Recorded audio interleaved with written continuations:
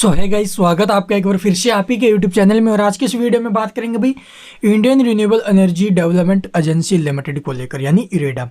इरेडा के अंदर आज आप लोग देखोगे लगभग 7% के करीब हमें जो अभी बिग फॉल दिखाई दे रहा है।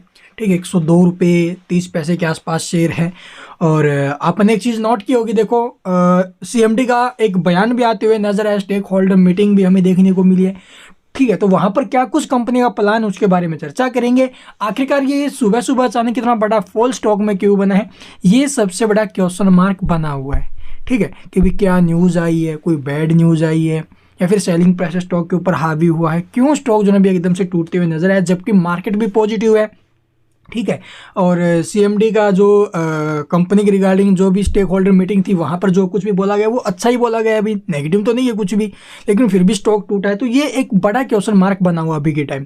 तो चलिए जानने की कोशिश करते हुए सीएमडी ने आखिरकार क्या कुछ कहा है, कहीं उसका तो असर स्टॉक के ऊपर नहीं रहे, या फिर जिस प्रकार से स्टॉक आप लोग देखोगे भी इसका भाव आया था, ओपन हुआ आईपीओ था 32 के आसपास का भाव था ना, सरकार ने क्या भाव रखा 32 के आसपास का, ओपन हुआ 50 के आसपास। उसके बाद आप लोग देखोगे भी स्टॉक ऊपर गया 60 के आसपास, कंसोलिडेट किया थोड़े टाइम के लिए, फिर ब्रेकआउट दिया तो स्टॉक 123 तक ऊपर में गया। और 123 के आसपास भी मैंने आपको एक ही बात बोली, अगर आपने स्टॉक नीचे के भाव से खरीदा है या फिर आपको अच्छा प्रॉफिट हुआ है तो यहाँ पर स्टॉप लॉस पकड़ के चलिए। ऊपर के भाव से टूट रहा है स्टॉक, अभी टाइम 102 के आसपास है। प्रीवियस ट्रेडिंग सेशन के दौरान भी देखो 108 रुपये के आसपास का सपोर्ट था, लेकिन स्टॉक ओपन कहाँ पर हुए, स्टॉक ओपन ही डाउन, बहुत ज़्यादा डाउन हुआ। तो ऐसे में सपोर्ट वगैरह टूट गए थे सुबह। तो अभी के टाइम क्या सिचुएशन बनी हुई है, तो चलिए जानने की कोशिश करते हैं।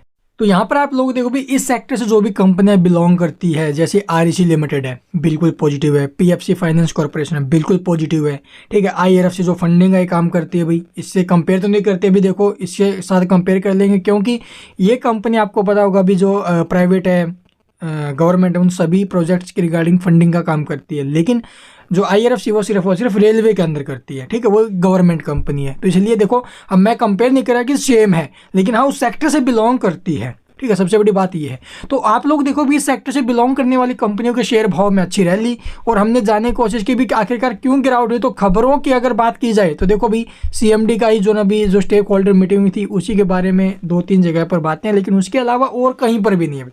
पीएफसी के साथ जो है इसको कंपेयर किया जा रहा है। ठीक है, ऐसे में आप लोग देखोगे भी आखिरकार गिरावट क्यों है, अब तक ये जो क्वेश्चन मार्क है वो बना ही रहेगा भाई। अब तक पता नहीं चला भी आखिरकार क्यों गिरावट हुई है, ना तो अब तक कोई न्यूज़ वगैरह आई है, अचानक से स्टॉक फॉल हुआ है।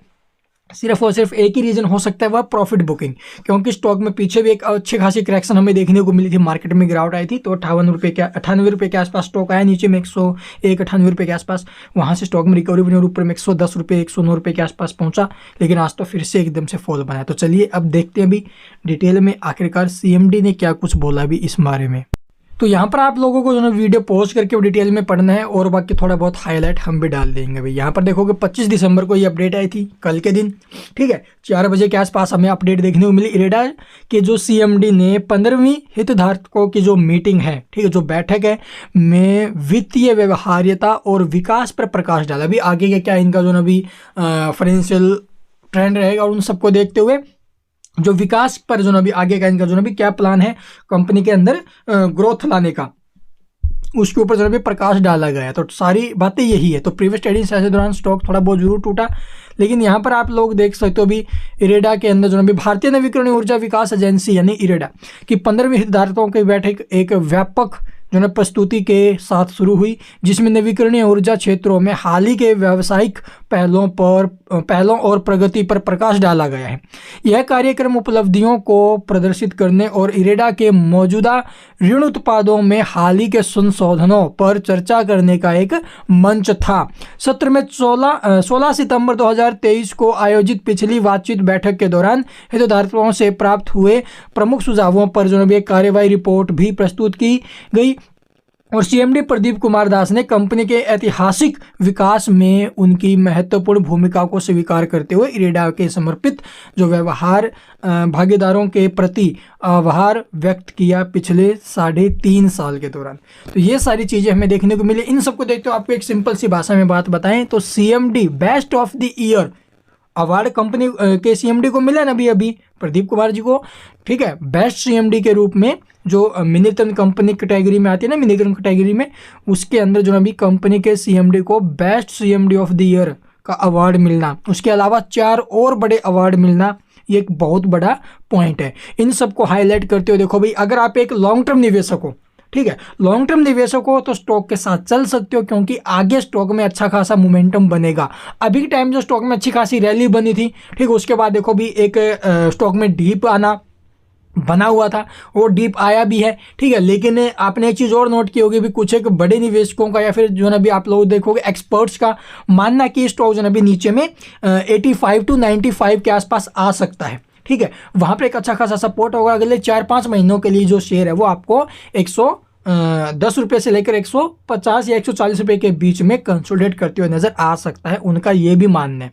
तो यहाँ पर अभी हल्का सा डीप आएगा, रिजल्ट आएंगे, रिजल्ट आने के बाद आप लोग स्टॉक में अच्छा खासा मोमेंटम बन सकता है। वीडियो को पॉज करके भी आगे आपको पढ़ना है, ठीक है, डिटेल में, और सारी चीज़ें मैंने आपको बता दी। कंपनियाँ जो दृष्टिकोण है एज ए लॉन्ग टर्म के लिए बहुत ज़्यादा पॉजिटिव है। अब यहाँ पर मैंने बताती है स्टॉक में करेक्शन, क्या आपको मैं बता देता हूँ। देखो, जिस प्रकार से IRFC सिर्फ और सिर्फ गवर्नमेंट प्रोजेक्ट्स को जो ना भी फाइनेंस करती है ना, उसी प्रकार ये जो कंपनी वो प्राइवेट सेक्टर में भी फाइनेंस का काम करती है। तो प्राइवेट सेक्टर से गवर्नमेंट सेक्टर से देखो भाई, दोनों को अगर कंपेयर करें तो प्राइवेट सेक्टर में अगर फाइनेंस का काम कर रही है तो वहाँ पर थोड़ा सा रिस्क ज़्यादा है, जिसकी वजह से इसके जो NPA थे उनमें हमें बढ़ोतरी देखने को मिली थी, और NPA में बढ़ोतरी होने की वजह से स्टॉक के ऊपर थोड़ा दबाव बढ़ रहा है कि आने वाले Q3 रिजल्ट्स के दौरान जो ना भी हमें इसके जो NPAs हैं उनके अंदर बढ़ोतरी देखने को मिल सकती है।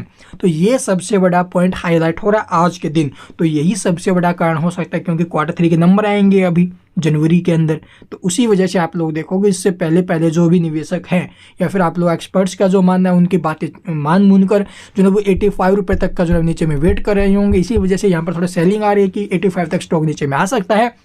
तो ये 3-4 कारण रहे हैं आज की इस करेक्शन के, ठीक है। तो अब तक क्वेश्चन मार्क देखो भी बना हुआ है, पक्का कंपनी की तरफ से भी नहीं आया भी ये कोई बैड न्यूज़ आई हो या फिर कोई और अपडेट आई हो। तो अब तक तो देखो भाई यही कारण निकल के सामने आ रहे हैं। एक तो आप लोग देखोगे जो इसके NPA में पीछे बढ़ोतरी हुई वो, और सेकेंडली आप लोग देखोगे भी जो अभी एक्सपर्ट्स के जो बयान आए थे पीछे कुछ दिन पहले वो, तो यही कारण रहे हैं। तो यहाँ पर जो सपोर्ट वगैरह बने हुए चलिए वो देख लेते हैं। तो यहाँ पर आप लोगों देखो स्टॉक में जो है सडनली फॉल बना है, और उसके बाद जो हमारे नीचे में सपोर्ट वगैरह थे वो भी हिट होते हुए नजर आए। 101 रुपये 80 पैसे के आसपास का सपोर्ट था, ठीक है, और ये भी हिट हो चुका है। अभी देखो स्टॉक ने गैप अप डाउन लिया, तो इसके पीछे कुछ ना कुछ तो रीजंस रहे होंगे भाई। अब तक कोई भी ऐसी खबरें आई नहीं है सामने, जैसे इसके रिगार्डिंग कोई न्यूज़ आएगी वो आपके साथ जरूर साझा करेंगे। अब तक जो नीचे में सपोर्ट था 101 रुपये 80 पैसे का, वहाँ पर ये सपोर्ट अभी टिका हुआ है। देखो स्टॉक तो अभी ऊपर में आ चुका है, लेकिन एक बार तो स्टॉक ने नीचे में काट दिया, हमने 2 बार काटा है भाई। और अभी टाइम जो नीचे में सपोर्ट आप लेके चल सकते हो। अभी पीछे की जो कैंडल्स इसकी रही हैं, जैसे कि यहाँ पर स्टॉक ने एक लो बनाया था 98 रुपये के आसपास का, उसके बाद यहाँ पर एक 99 के आसपास का, 100 के आसपास का सपोर्ट बनाया था। तो अभी टाइम आपको जो है 98 के आसपास के सपोर्ट पर फोकस करना चाहिए। अगर आपकी होल्डिंग है या फ्रेश एंट्री के बारे में सोच रहे हो, ठीक है, आज के दिन तो इंट्राडे करने के बारे में तो 98-45 का सपोर्ट के ऊपर फोकस कर सकते हो, आगे आपकी मर्जी है भी। और लॉन्ग टर्म निवेशक जो हैं देखो भाई, ऊपर के भाव से अगर आपने खरीद रखा आपको लॉस हुआ है तो नीचे के भाव में हल्का फुल्का आपका जो है भी SIP होनी चाहिए। थोड़ा बहुत जो है भी आपको पता है ऊपर के भाव से लॉस हुआ है तो नीचे के भाव से ऐसा तो नहीं है कि भी एकदम से स्टॉक उस भाव में चला जाएगा, लेकिन एवरेज करके अपना जो लॉस